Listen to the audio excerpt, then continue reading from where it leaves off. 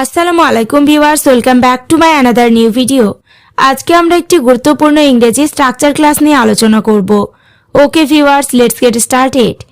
যতই তুমি ধনী হও না কেন, যতই সে তাকে বোঝাক না কেন, যতই আমি তোমায় ভুলে যাই না কেন, যতই মেয়েটা খারাপ হোক না কেন, আমরা দৈনন্দিন জীবনে এই ধরনের বাক্যগুলি ব্যবহার করে থাকি। স্ট্রাকচার ব্যবহার করে কিভাবে বাক্যগুলিকে বলবো সেটি দেখে নিই। স্ট্রাকচারটি হলো however plus adjective plus subject plus maybe, অথবা however plus subject plus V1 plus object. যতই অর্থে স্ট্রাকচারটি ব্যবহার করব।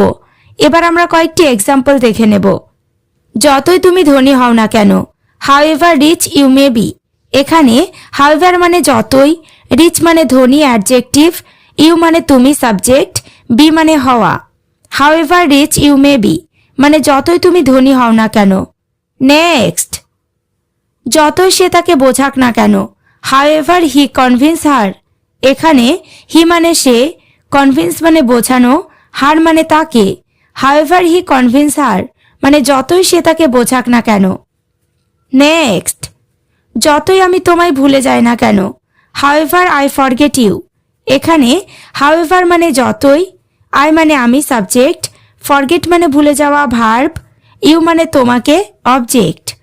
however আই ফরগেট ইউ মানে যতই আমি তোমায় ভুলে যাই না কেন। পরেরটা, যতই মেয়েটা খারাপ হোক না কেন, however bad the girl may be.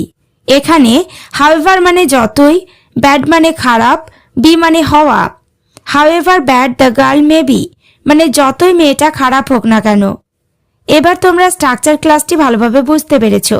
তাহলে যতই তুমি সুন্দর হও না কেন, ছেলেটা যতই চেষ্টা করুক না কেন, বাক্যগুলো ইংরেজিতে কি হবে অবশ্যই কমেন্ট করে জানিও। ওকে ভিউয়ার্স, আজ এই পর্যন্ত। চ্যানেলটিতে নতুন হলে চ্যানেলটি সাবস্ক্রাইব করো, লাইক শেয়ার কমেন্ট করতে ভুলো না।